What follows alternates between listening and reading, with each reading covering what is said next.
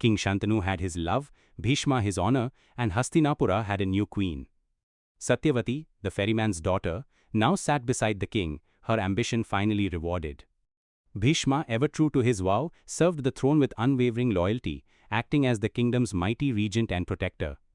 For a time, it seemed his terrible sacrifice had brought peace. NNBUT ambition, like a fire, is never satisfied with just one log. Satyavati bore Shantanu 2 sons, Chitrangada and Vichitravirya. As they grew, so did her desire to see her own bloodline firmly in control. Shantanu, now old and content in his love, faded into the background of his own court, leaving the true power in the hands of his fierce queen and his formidable son, Bhishma. Now tragedy struck sooner than anyone imagined. The elder son Chitrangada was a fierce and arrogant warrior. So confident was he in his own abilities that he challenged a Gandharva king, a powerful celestial being, who bore the same name. The battle was short and brutal. The prince of Hastinapura was slain, his life a brief, pointless flash of vanity. The throne once again fell vacant. Now all of Satyavati's hopes rested on her younger and far weaker son Vichitravirya. He was frail, indulgent, and lacked the mettle of a Kuru king. To secure his fragile reign, one thing was needed above all: powerful alliances. And powerful alliances were forged through marriage. Now Queen Satyavati summoned Bhishma. "My son," she commanded, her voice now hardened by power. "The time has come for Vichitravirya to marry. The king of Kashi is holding a Swayamvara for his 3 beautiful daughters, Amba, Ambika and Ambalika. You, the greatest warrior in the world, will go to Kashi. You will win these princesses for your half-brother and bring them to Hastinapura. And for anyone else, it would be a request."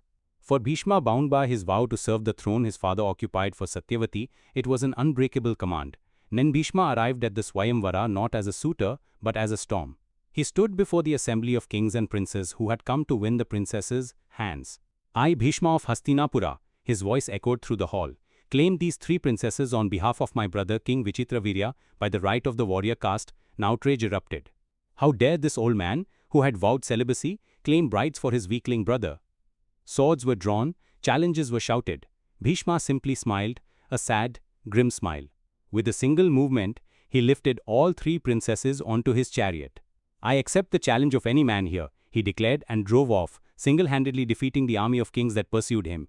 And he returned to Hastinapura victorious. He had fulfilled his duty, providing noble brides to secure the future of the Kuru dynasty. He presented the 3 shaken but beautiful princesses to Queen Satyavati. The succession was secure, the kingdom was safe, or was it? As the wedding preparations began, the eldest princess, Amba, stepped forward, her eyes flashing with a mix of fear and defiance.